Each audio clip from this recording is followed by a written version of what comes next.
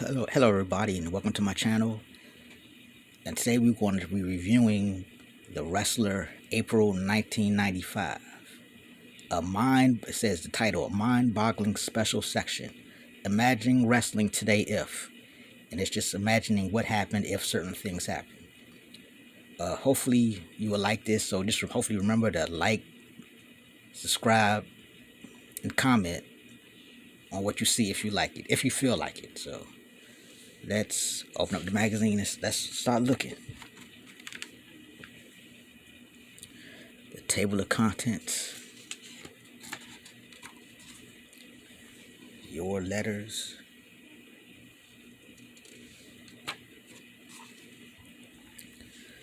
what's happening. It talks about some of the stuff, the latest happening news. It talks about how Bret Hart might be challenging Razor for the Intercontinental Championship. And it also talks about Ricky Steamboat's retirement after the injury he had, against the match against Steve Austin.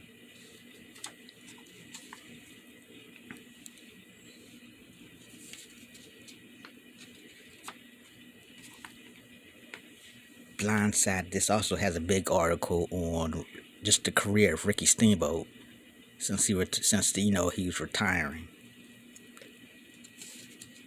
Back issues of Inside Wrestler and the Wrestler.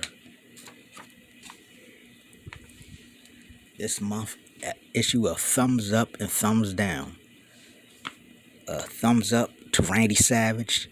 Things looked bleak in the days leading up to Starrcade 94, with all the indications pointing to the Macho Man joining the Three Faces of Fear. It would have been a click more powerful than the Horsemen. Okay. At the last minute, Savage resisted temptation and shook Hulk Hogan's hand. Although Savage spent a large portion of his WWF tenure as a rule breaker, he has been a fan favorite for the last several years. It would have been a shame if Savage had changed his ways just to get a shot at Hogan. Well, the Mega Powers are back, and we're happy for that. So that's a thumbs up for the Macho Man. Let's thumbs up to Tammy Murphy Fitch, soon to be Sunny. Tamara Murphy Fitch, Hillary Clinton's biggest fan, is moving up. Although you probably don't like the way she goes about accomplishing things, you have to admire Fitch's determination. A few years ago, she was a manager wannabe who couldn't find a man to manage. We wondered if she'd ever get her break. Well, Fitch worked for her opportunity, signed Brian Lee, and proved herself as a top manager. She also led Chris Candido to the NWA title. Finally, Fitch caught the eye of the WWF officials, who signed her to host live event news segments on Federation telecasts. Fitch has grabbed the spotlight. So, yeah, okay, yeah. I mean, she was a big deal, Fortunate what happened to her later in life, but Tammy Sitch, a.k.a. Sunny, was a big deal in the wrestling business. Okay, some thumbs down. Kevin Sullivan. Thumbs down to Kevin Sullivan. Starrcade 94 was the event Sullivan would rather forget. First, he suffered in an embarrassing loss to Mr. T, who needed only 3 minutes and 48 seconds to score the pin. Sullivan took out his frustrations on his brother Dave. Only 30 minutes later, Sullivan's interference caused Avalanche to get disqualified in a match against Sting. Finally, Sullivan and Avalanche couldn't save Brutus Beefcake from losing to Hulk Hogan. Our favorite moment was when Sullivan and Avalanche were too slow getting into the ring to help Beefcake. Tough night, Kevin. It's one we'll remember for a long time. Thumbs down. I guess 911. Okay, thumbs down to 911. Even rule breakers should be careful about the message they send to children. It is okay for the Sandman to smoke in the ring because children know the Sandman is a bad man. That makes smoking bad. But when 911 chokeslams Santa Claus, the message sent wasn't that it's bad to attack Santa Claus, which it is. It was frightening to the millions of children who love Santa Claus and would never want to see him harmed. This despicable action occurred during an ECW card while Santa was handing out gifts. Okay, 911. Maybe you weren't happy with what you got last year, but this is inexcusable. Yeah, I don't think children were watching ECW at that time, but I mean, who knows? Well, I guess some were. Yeah, but yeah, thumbs down to 911 for that and its horrible wrestling. Correspondence reports. I don't know who this guy is, so you ask questions. So these are some of the questions that were asked to certain wrestlers. And this question was asked: Rick Rude stunned WWF fans in 1988 when he began wearing tights with Cheryl Roberts, Jake's wife, likeness on them. Rude says he has no idea how many pairs of custom-made tights he owns, but can always afford more. So I guess this was after he got hurt, injured after the match with Sting, so he's not even wrestling right now. So somebody wanted to know how many pairs of tights did he own. And he said he's rich and he owns a whole bunch of them. Introducing Dangerous Devon Storm, who later on became Crowbar. So Devon, I saw a little bit of him in ECW. He was good, but I definitely loved the Crowbar and Daphne and David Flair, man. I loved them together. They was really great. Entertaining, I should say. In a sport in which most athletes are classified as either brawlers or high flyers, sometimes a wrestler who can do both storms onto the scene. Someone like Devon Storm. So yeah, he came a okay deal. I don't want to say a big deal, but a pretty okay sized deal. The Q&A with Brutus Beefcake. This was, of course, after he turned on Hulk Hogan. I can't believe this guy wrestled Hulk Hogan at he got a main event against Hulk Hogan at Starrcade. Brutus Beefcake. Jesus.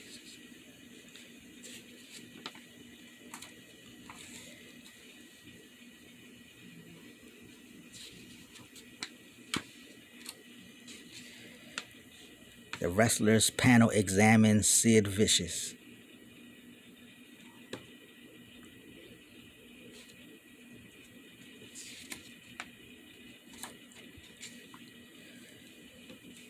Johnny Gunn and Tracy smothered Eddie Gilbert's night of fury and rage. In one evening, Eddie Gilbert beat Johnny Gunn to a pulp and pounded Tracy Smothers. Beware, his idea of fun can be dangerous to your health.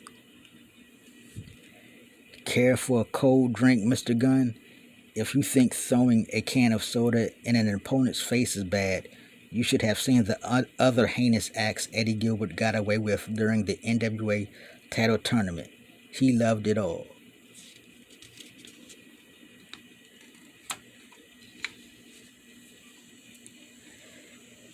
Gilbert trashed Gunn throughout their opening round match. An act like this usually warrants a disqualification, but Gilbert would not have cared if he had lost the match.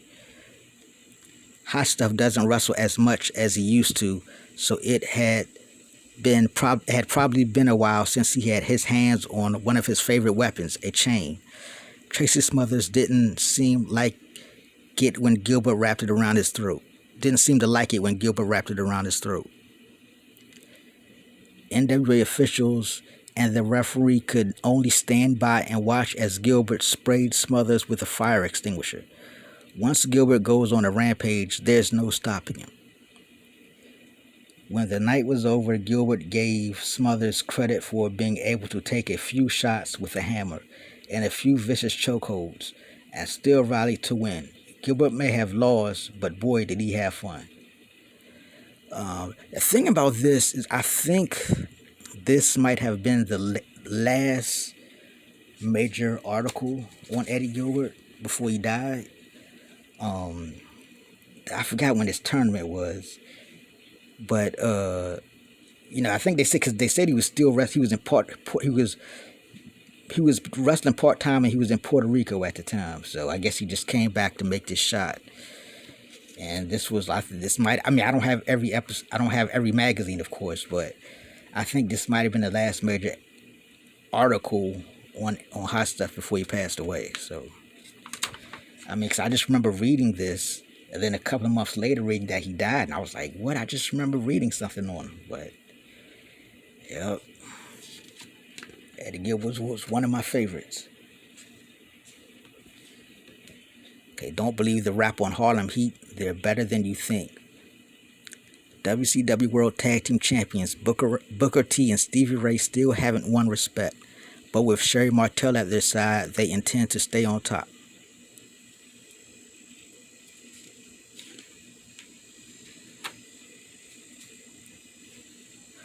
Harlem Heat is rarely mentioned in the same breath as other great current tag teams, but Booker T and Stevie Ray work well together, as they showed in the double teaming of Jerry Sags. A running kick to the head of Sags. Can wrestlers with no talent execute moves like that? Even though they won the WCW World Tag Belts, Harlem Heat isn't getting much respect. Stevie Ray is no Jushin Liger, but he likes going to the air once in a while. A day Sags didn't see the top rope leg coming. Harlem Heat's Booker T isn't thought of as a muscle man, but he is more powerful than many people think. He staggered Sags with a clothesline and gave him problems with a bear hug. Even the Nasty Boys admit they are impressed with their rivals. So yeah, when Harlem Heat first came out, I remember them from the Ebony Experience days, but I didn't see much in my. I mean, like I didn't see how good Booker T was. They were just a tag team. I really did not see how good these guys were until like maybe, I don't know, maybe their third or fourth reign during the Nitro era. I guess I started seeing it, but before I just thought there was a tag team. Now the what if section. Now I don't know that much about comic books, but I know Marvel had I think they had a what if thing. So I don't know if this is a playoff Marvel or if this is just coincidence. Because this is in '95, so I don't know when the Marvel what if comic stuff happened, but if that's a thing, I don't even know if that's a thing, but if it is, I don't know who started it. I don't know where it came from. The most seemingly insignificant actions can change everything. Make a right turn instead of a left at an intersection, and you might avoid a fatal accident. Arrive at a destination 1 minute late, and you might have missed the woman of your dreams. Decide not to answer the telephone, and you might miss the call that changes your life. On a national scale, try and imagine. What if the Watergate break-in never happened? What if Jimmy Carter had defeated Ronald Reagan in 1980? What if the Challenger space shuttle disaster had never happened? What if Nicole Brown Simpson was out of town that night? In wrestling, one match, one move, one event can change the course of history. What if? We asked that question with regard to 6 of the most significant events in wrestling history, to speculate on how wrestling today might be different had circumstances changed months or years ago. Make for fascinating reading and discussion.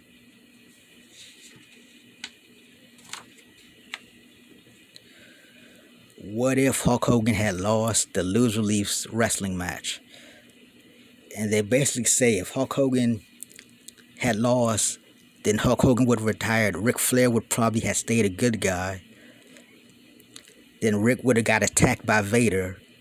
And then Vader would have wrestled Rick at Starrcade 94 in a retirement match. But this time Rick would have lost. And then going into 1995, you would have had both Hulk Hogan and Ric Flair gone from wrestling. So, that's what they think about that. What if Arnold Skaaland hadn't thrown in the towel? Well, they basically said if Bob Backlund won, he would have been too hurt anyway, and he would have eventually lost. And then Hulk Hogan would eventually came to WWF anyway, but he probably would have came in as a bad guy. But then he would have eventually turned good, and then the Hulkamania era would have still happened regardless. So, I mean, who knows? I mean, it would have been interesting to see Bob Backlund as a bad guy at that time.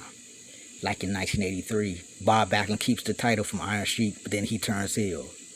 And then Hulk Hogan comes in, then, heel Backlund versus Hulk Hogan. That kind of would have been interesting.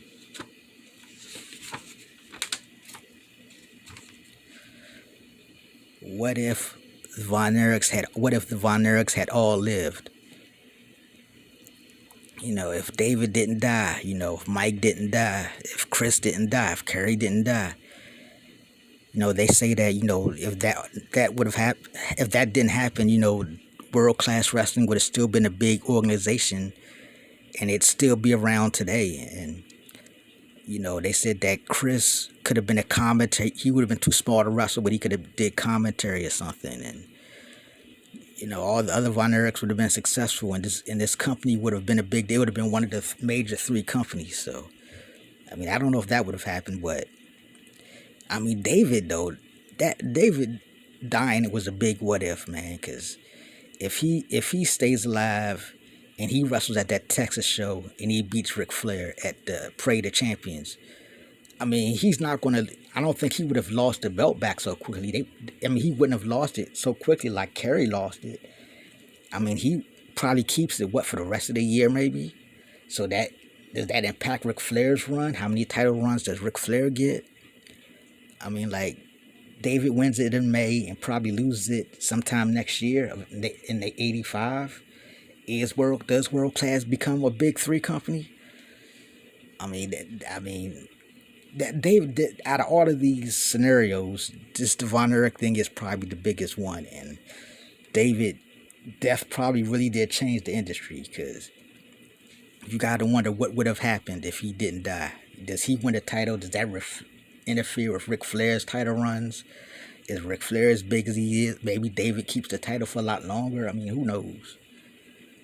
But all right, what if Lex Luger didn't body slam Yokozuna? And they talk about how if Lex Luger didn't body slam Yokozuna would have had the confidence, and Yokozuna would have never got Mr. Fuji to get Jim Cornette, and Jim Cornette would have never put that one match contract in a clause. And then if Lex Luger would have wrestled Yokozuna a bunch of times, and then Lex Luger would have eventually pinned Yokozuna, because at SummerSlam it was only that one, that if he got to wrestle the Yoko that one time, and if he lost, he didn't get another shot. So if Luger didn't body slam Yokozuna would have been confident. He would have never got Mr. Fuji to get Jim Cornette, and Jim Cornette would have never put that contract, that one match contract in one contract clause in the clause or contract or whatever. So I don't know, but this is kind of whatever. What if Vince McMahon had been found guilty? Yeah, once again, that is another bit what if. I guess because they had Jerry Jarrett take over. When Vince was on trial, Jerry Jarrett came in. Does Jerry Jarrett keep the company going? I don't know. That's probably. I guess this is probably really the biggest what if, is if Vince McMahon had been found guilty. Would the WWE still even be around now? So. And what if the Ultimate Warrior had died in a coffin? Yeah, then the business would have been shut down. Then Vince would have went to jail with everybody else. So.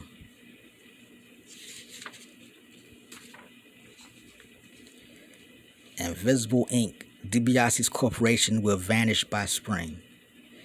Ted DiBiase thought he had formed the most powerful clique in wrestling. In reality, he has built a bomb that is set to explode right in his face. So yeah, this was the $1 Million Corporation, which was not exactly the greatest group in the world.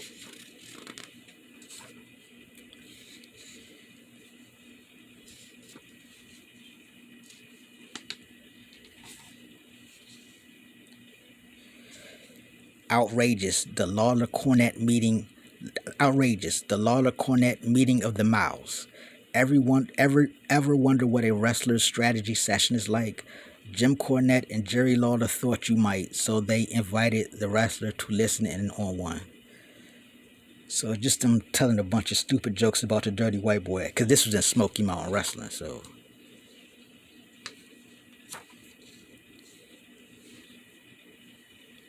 Yeah, they're both great interviews, man. Jerry Lawler and Jim Cornette, the funniest, great interviews and the funniest guys, so.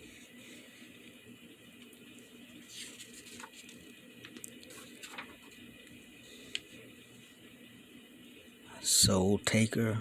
aka the future Godfather.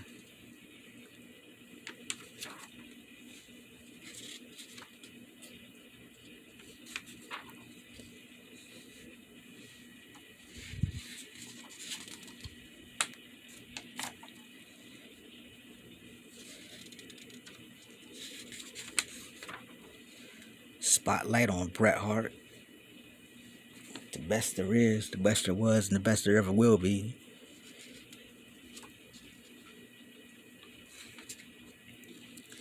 Looking back at Hulk Hogan vs. Brutus Beefcake from 1982. Yeah, Hulk Hogan carried that guy for a long, long, long time.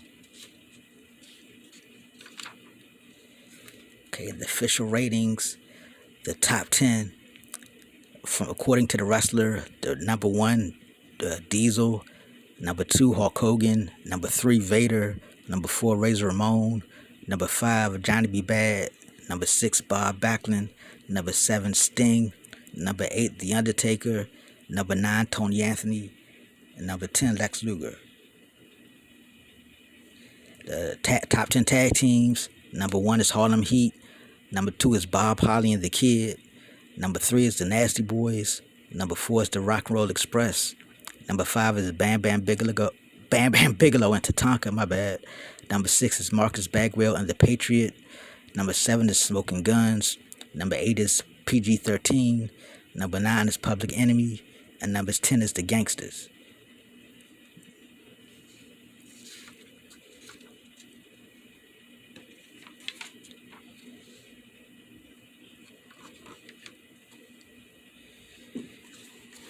Okay, so that is the end of this issue of The Wrestler.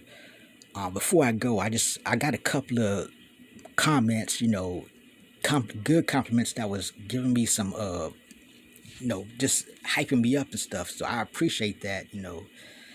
I take all your comments and I read them all. So just want to thank the guys that kind of gave me some good positive messages. So once again, thank you, and hope you enjoyed it, and I will see you next time. Thank you for watching.